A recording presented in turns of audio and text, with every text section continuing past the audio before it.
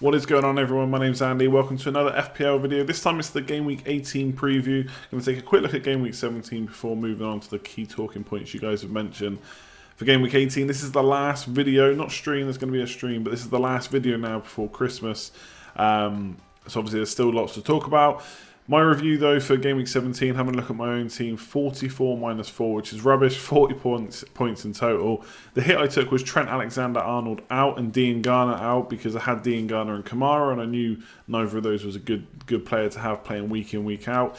And I went for Schindler at Huddersfield, didn't get anything for me there, and Felipe Anderson was my other move in, which was nice that he got points straight away, but a little bit frustrating that I could have gone for Snodgrass without taking the hit, keeping Trent and maybe saving him for another day, and got more points from Snodgrass. But hopefully Felipe Anderson over the next few weeks will win out on that front, although Snodgrass does look like a great option. So I did mention on the last video and kind of on the streams and stuff last week that I could have done an additional 4-point hit. And rather than get Felipe Anderson, I could have got SANE and Hazard and taken out Salah as well. Now, I knew that Salah probably wasn't going to get much this week against Man United, so I was looking forward to the next 2 weeks. But not doing that move cost me like another 13 points. I would have been 13 extra points up if I'd gone for SANE and Hazard.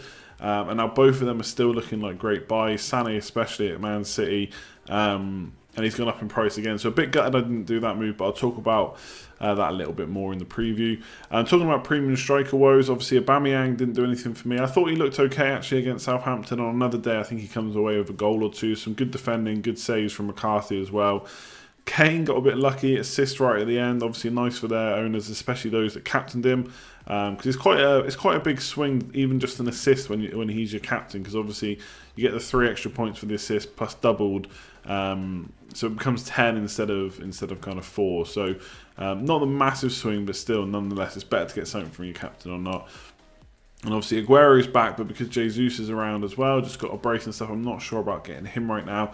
And to be honest, in that Man City team, the midfield is where it's at, Sterling and SANE. So there's a bit of premium striker woes right now, people getting a bit of cold feet on them, especially Kane owners and stuff like that, and obviously Aubameyang owners too. So we'll talk about that again in a minute. Sterling, I was pretty frustrated that he didn't start. I know that he played in the Champions League, but he had a rest recently in the league, so I was...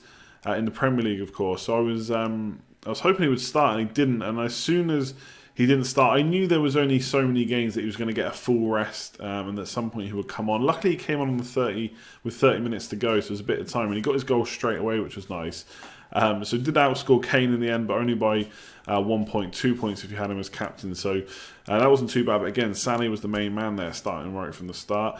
West Ham can't stop scoring. I've already spoken about them, Snodgrass and Felipe Anderson. But yeah, they're starting to score kind of 2 or 3 goals every game, similar to Man City, and they've got the fixtures to maintain that. So if you've not got West Ham assets at the moment, I would look at them for sure. And Arnautovic could be back in the next couple of games as well, so he's definitely one to look at, especially as we maybe move to going no premium strikers. Alonso worries continue. I mean, did hit the woodwork. Unfortunately, just after that happened, they conceded and he got a yellow card, so he finished on 1 point. I'm still not too concerned about him. I think the fixtures are there. Still seeing like screenshots and pictures of him being in the box, the attacking box that is, when he should be playing like left back. So he still looks like he's getting into the right positions, maybe just not getting the points. But I think clean sheets are there, and if he can get a few attacking returns over the next 4 or 5, I'm happy with him. But fully can see that there's obviously other cheaper defenders that are performing better. Liverpool scored 3. Obviously, it wasn't 3-0 the game, but Liverpool did get 3. Salah got nothing. A little bit frustrating. Obviously, as a Man United fan, we lost the game anyway, so at that point, it doesn't really matter. But it would have been nice if Salah could get in the points. Obviously, Mane took a bit of glory there, and Shaqiri came on and did the business. So I thought Salah did okay, but didn't really get too many touches in good positions. And yeah, it was frustrating. I think it's frustrating because I thought they might keep the score down to kind of 1 or 2 goals. Then they score 3, and he's not involved. So frustrating if you kept him, but remember, if you kept him, it was for the Wolves and Newcastle game. Got to mention Jimmy Jimenez Rao, 9 points. That guy's a legend. He's got so many points since Game Week 5 when I brought him in. I just wanted to give him a shout out, really. Nothing more to say. He's cheap. Get him in if you've not got him. Rotation concerns, obviously, with Sterling and that. They do continue. It's going to happen over the course of Christmas. You know, teams like Spurs, for example, I think they've only got three days between a lot of their games, whereas other teams like Man City and Liverpool, I think, have got more, like 4 and 5 days. So that's something to consider when you're thinking of maybe doubling or tripling up on teams. Probably not going to double up or triple up on Spurs, but definitely something to consider if you're making transfers. And I do think that this time of the season it's probably not the best idea to go too gung-ho with transfers, kind of 2 or 3 transfers a week, although I am considering that, and I'll come on to that. Because you can bring players in, they get rested, then you're like, well, you're frustrated, you want to take them out and get a different player in, but then they play because they've just had their rest, and it's probably not the time to try and go too aggressive, I think, with your transfers. And then Southampton, got to mention them, scored 3 goals against Arsenal. I thought they looked pretty good. I've not watched Southampton too many times this season, but I thought they looked okay. Arsenal helped them because Shelny looked really rusty, only just back. But Danny Ings straight in there with 2 goals. And his stats when he's played this season have been very good. New manager there now, a couple of decent enough fixtures. I think he could be one to look at. So that's Game Week 17. Rubbish for me. Hopefully we can kick on in Game Week 18.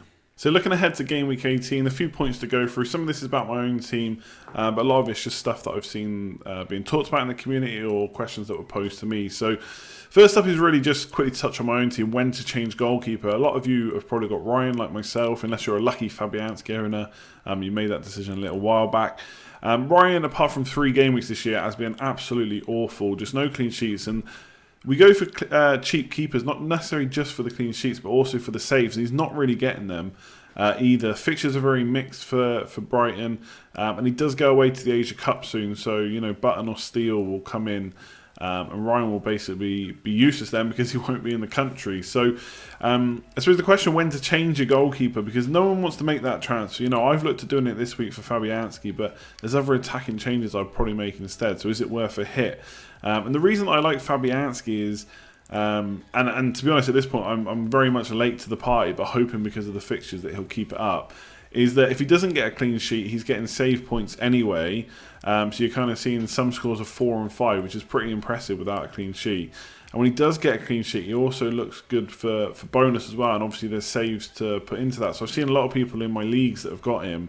And when Ryan's got nothing for me, they've kind of got 8 or 9 or 10 points from Fabianski, which is really good. So I'm actually thinking of taking a hit if I do it, because I know I'm probably not going to want to do it this week. And I know next week there'll be something else to do.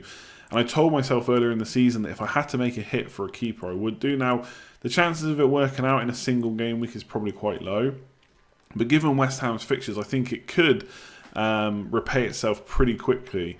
And obviously, I'm going to have to get rid of Ryan long term anyway. So if you're looking at him as well, I don't know if I would recommend a hit, but I think there are some pluses to do it. That he could even repay it this week, or at least break even. And then once you've broken even, you'd hope that Fabianski will then continue. I don't think in the cheaper price bracket there's too many other keepers to look at. A few people mentioned Foster to me at Watford. Not sure about them, to be honest. I think I'd probably rather back West Ham. There's obviously premium goalkeepers, but I just don't see us spending, or personally won't be spending the money on a premium keeper right now, because there's so many other outfield attacking options that I want. So just wanted to touch on that. I'm probably going to maybe swap him this week for a hit. No SANE, no party. This guy is starting every single week. Now, I'm recording this on Tuesday. It's 5:45, so I don't know what the lineup is for Man City yet in the League Cup. Obviously, last time SANE and Sterling started in the Champions League and Mahrez was rested, so I straight away knew that one of them would probably miss out, and it was Sterling again. Like I said, I think he's had 2 rests now in four Premier League games. And obviously the big point is that a lot of people have mentioned, even when Mendy first got injured, is that SANE can play that left spot much better than anyone else in that team. Yes, Sterling could play there and Mahrez will play right, but it looks pretty clear that Pep prefers to give SANE a run. So for me, Sane's almost the must-buy right now, and he's the one that I don't have, even ahead of Hazard. He's the one that I really want, because Man City are going to score another 3 goals again this week against Crystal Palace. You wouldn't bet against that. And if him and Sterling start again in the League Cup, then you don't know what to think. But you'd assume one of them will get rested, and it could be Sterling again, which seems a bit odd because he's so integral to their team. But I just think Pep has a way of playing. He likes that balance on the left, and Sane's going to start. Now, the ideal, I suppose, is for Sane and Mahrez to both start in the League Cup, and then you'd imagine Sterling will come back in for Mahrez. But we'll just have to wait and see what happens. But I just wanted to touch on Sane because he's looked incredible, and a lot of people are already on him. And for me, I'm going to talk about captains later with my plans. If he gets a rest in the League Cup, then I think he is the number 1 captain this week. Man City are that good, and he's playing that well. That I would definitely look at him. So no Sane, no party. It's horrible every time he scores, because you know he's going to be in the points. It's just getting that transfer to make to bring him in. So yeah, he's pretty frustrating at the moment as a non-owner. As is Eden Hazard. Obviously, I looked at both of these two last week, didn't go through it. I may do it this week. Hazard is top for chances created in the last 4. He's obviously playing this more advanced role, not necessarily advanced role, but more central role under Sarri, playing as like a false 9 type. And, you know, people are saying kind of Sarri's done this before with Mertens. Will Hazard have the same effect? I still think, and last time I said this, he scored 4 goals in 2 games, but I just think Hazard just doesn't quite have that deadly instinct in the box to shoot and get goals. Now, he can do it, but he's had 11 goal attempts in the last 4. Checked it on Fantasy Football Scout, and he's only had 6 in the box. So only 1.5 shots in the box over the last 4 games, which is pretty low. Obviously, he has played Man City in that time, so that's a tough fixture. But he just doesn't really get in the box all that much, and when he is in there, doesn't shoot that often. He kind of looks for the pass. So I still have slight worries about that. But at the same time, he has Leicester at home, Watford away, Palace away, Southampton at home, and Newcastle at home. And when it comes to an £11 million player, he's probably going to, or at least he's got a very good chance of outscoring Salah over that run of fixtures for less money, and you could use that money to upgrade elsewhere. So he's looking pretty dangerous. He's quite highly owned as well. And I just think with the fixtures they've got, he's not likely to miss too many games. You'd imagine he'll get his rests if there are any during kind of midweek and stuff.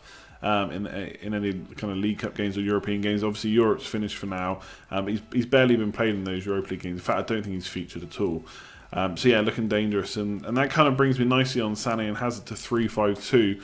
I've pretty much moved to it. Kamara is now my fifth midfielder, 3rd attacker, and basically my dud 8th attacker that I'm just going to bench every week.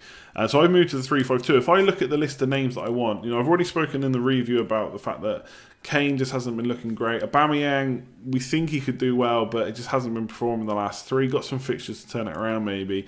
But whether you go premium less or you have 1 or 2 premiums, I don't think there's much justification right now for 3 strikers, especially 2 premiums, because Aubameyang is the same price as Hazard. He's more expensive than Sané. He's around the same price as Sterling.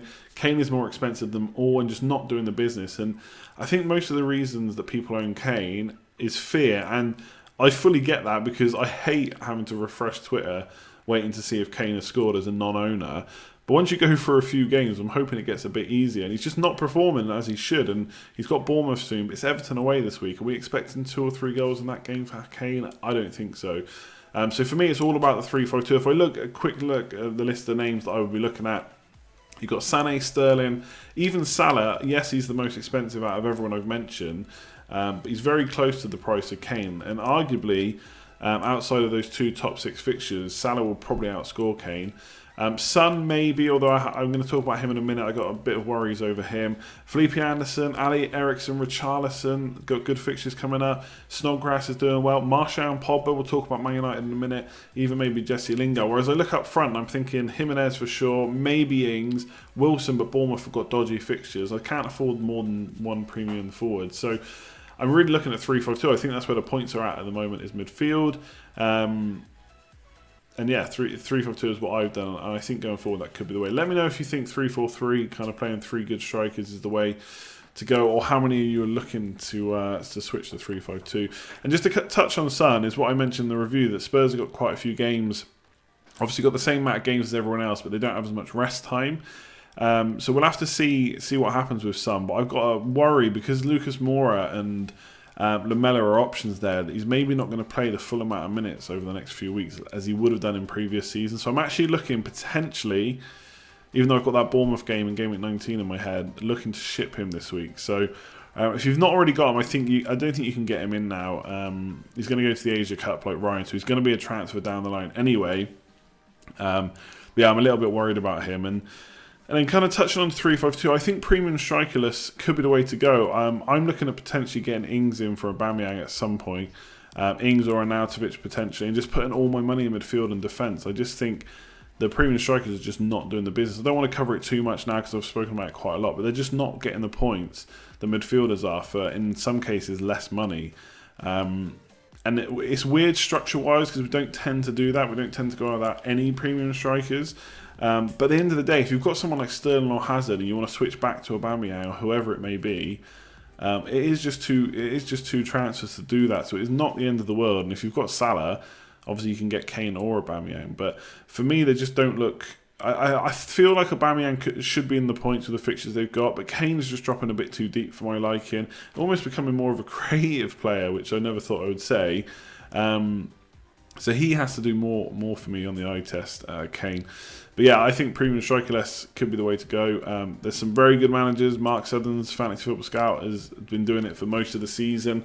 Looked really good. I'm probably going to stick with Aubameyang for now, and I'll tell you about that when I come onto my plans.